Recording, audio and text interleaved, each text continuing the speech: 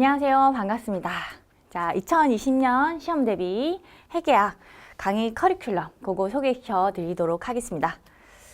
자, 우리 강의는 새콤 회계학이라고 해가지고 새로운 콤팩트 회계학의 줄임말이에요. 그 새콤이라는 그런 말을 좀 붙였고요. 그 새로운 콤팩트, 좀 콤팩트하게 압축 요약해서 강의를 진행하겠다, 뭐 그런 의미를 담고 있고요. 우리 학습의 목표는요, 뭐냐면 최소 양으로 최고의 점수를 노린다. 자, 최소의 양으로요, 최고의 점수를 노린다. 이게 가능하냐라는 거죠. 가능합니다.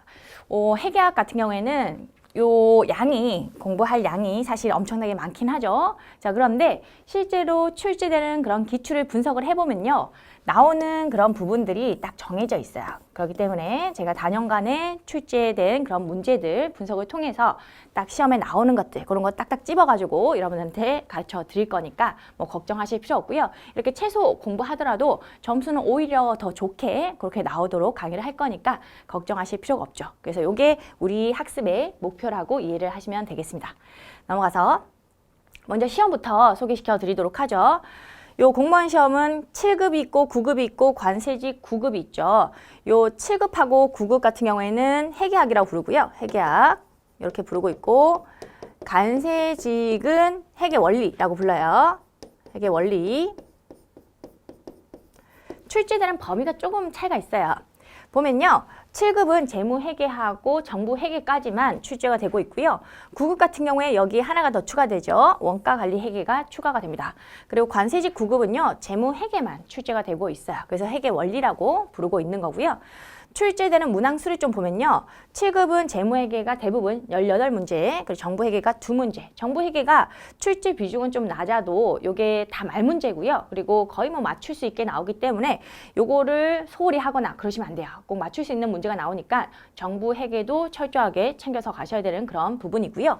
9급 같은 경우에는 재무회계가 12문제에서 15문제, 원가관리회계는 4문제부터 6문제까지 나오고요. 정부회계가 한두 문제 정도, 그렇게 출제 비중을 차지하고 있습니다. 원가관리회계하고 정부회계도 그렇게 어렵지 않게 나오기 때문에 꼭 갖고 가셔야 되는 부분이고, 관세직은 재무회계가 20문제 전부 다 출제가 되고 있는 거죠. 자, 출제되는 경향을 좀 볼 건데, 이론형하고 계산형이 있으면요, 우리 회계학 시험은 계산형의 출제 비중이 좀 높아요. 이론형은 좀 작은 편이고요.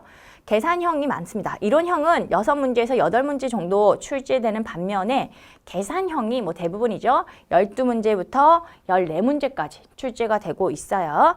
근데 우리 시험은 계산기를 들고 갈 수가 없기 때문에 계산기 없이 문제를 풀 수 있게 아주 단순하게 플러스 마이너스 그런 것만 잘 하시면 금방 뚝딱 답이 나오도록 그렇게 출제가 되고 있으니까 걱정하실 필요는 없어요. 계산기가 없다는 게 더 좋은 거예요. 계산기가 없이 어떻게 문제를 푸냐 이렇게 생각하실 수 있는데, 계산기를 못 들고 들어가기 때문에 더 쉽게 나오는 거예요. 금방 암산을 해가지고 문제를 풀 수 있게 그렇게 나오기 때문에 곱하기도 되게 쉽게 풀리게 그렇게 나오니까 걱정하실 필요는 없고요. 계산형이 많다고 해서 좀 안 좋은 점은 뭐냐면, 문제를 풀 때 빠르게 풀기가 까다로울 수는 있어요. 빠르게 풀기가 어려울 수가 있어가지고 빠르게 좀 풀 수 있게 그렇게 연습만 해놓으시면 돼요. 문제 유형은 다 정해져 있거든요.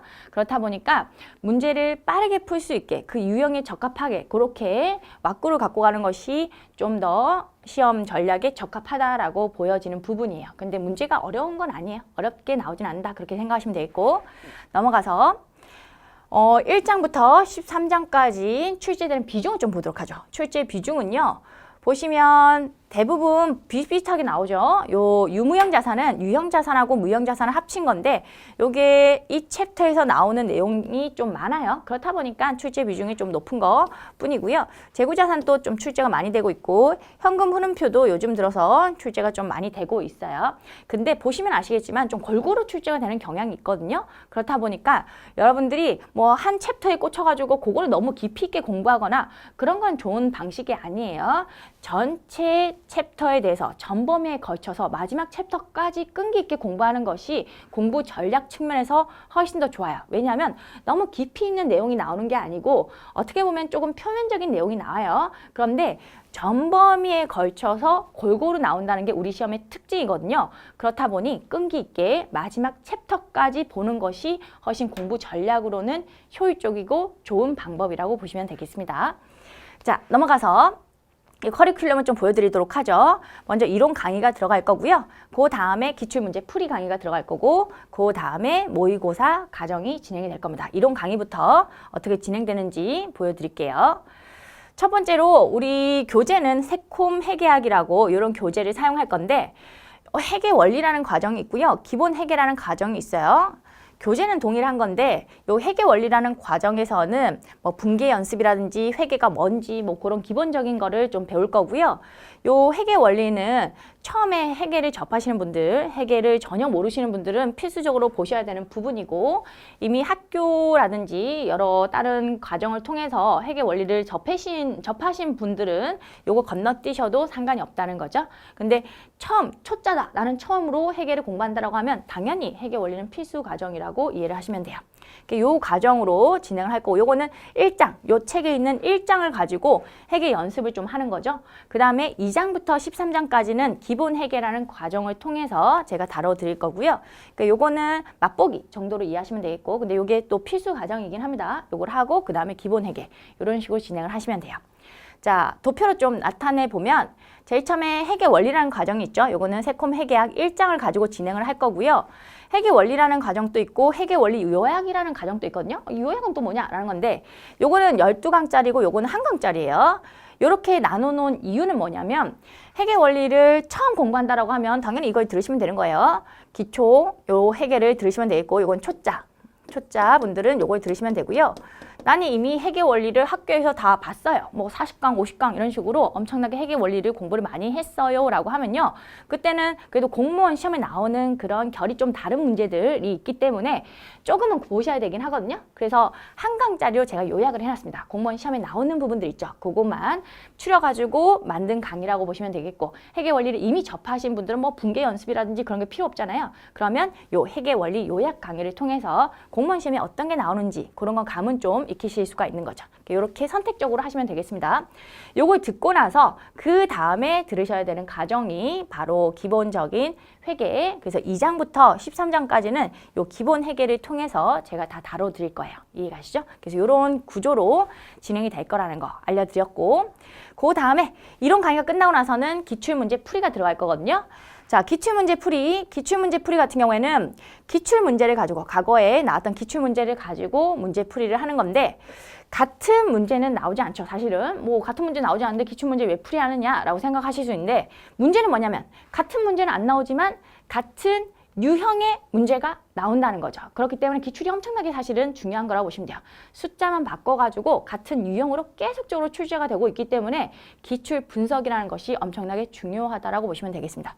기출 문제 같은 경우에 거의 기출만 잘하더라도 점수 측면에서 80점 이상을 맞을 수가 있어요. 기출 문제로 커버할 수 있는 부분이 80% 이상이라고 보시면 돼요. 80%에다가 뭐 이렇게 약간의 센스가 있으면 90%까지 커버를 할 수가 있는 부분이 기출 문제 분석이라고 보시면 돼요. 그래서 요 풀이 과정을 통해서 우리가 80%, 90%의 점수를 획득하는 걸 목표로 한다. 그렇게 생각하시면 되겠고 이걸 끝내고 나서는 모의고사 과정, 그래도 한 10%, 20%는 좀 부족하잖아요. 그래서 모의고사 과정을 통해서 제가 예상되는 그런 문제들 출제를 해서 여러분들한테 또 연습을 시켜드릴 거니까 요거를 마지막으로 하시면서 실전 모의고사를 통해서 실전 연습을 좀 하는 거죠. 그렇게 보시면 되겠습니다.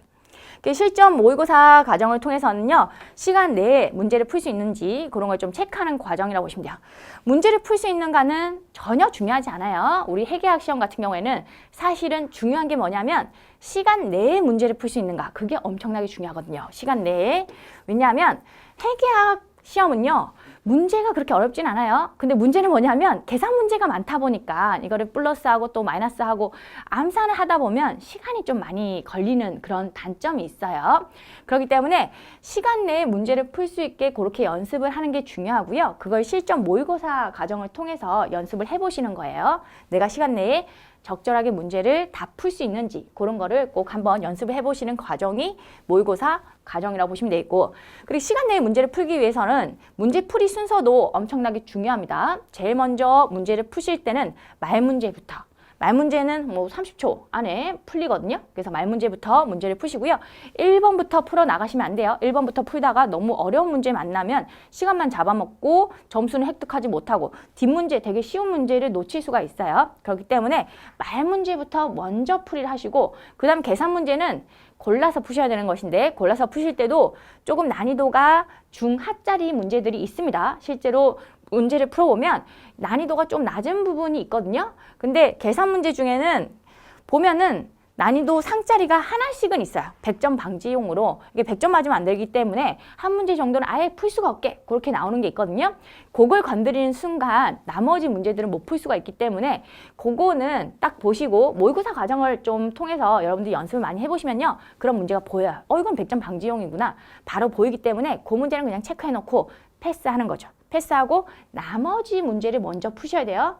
나머지 문제를 풀고 시간이 남으면 그때 그 문제를 건드려 보는 거죠. 근데 시간이 남아요? 시간이 남지 않습니다. 그렇기 때문에 그 문제는 무조건 나중으로 미루셔야 돼요. 나중으로. 아쉽더라도 어쩔 수 없어요. 그 문제는 나중으로 미루고 쉬운 문제부터 그렇게 풀어나가셔야지만 시간 내에 문제를 다 풀 수가 있고요. 충분한 점수를 맞으실 수 있는 거죠. 이해가시죠? 이런 식으로 해서 강의가 진행된다는 거 알려드렸고요. 수업 시간 때 또 뵙도록 하겠습니다.